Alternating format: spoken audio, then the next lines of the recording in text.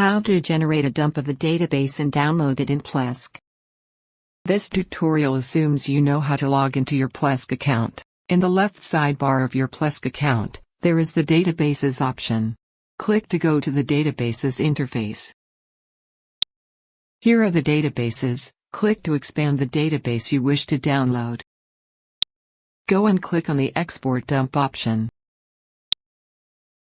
It gives an option to export the database backup under a certain folder. You can click on the folder name where you wish to save. To download the database backup and save it to desktop, click the checkbox for the automatic download option and then click OK.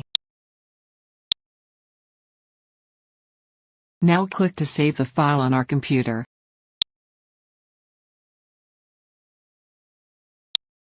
The generated dump has been downloaded on our computer. Thank you for watching.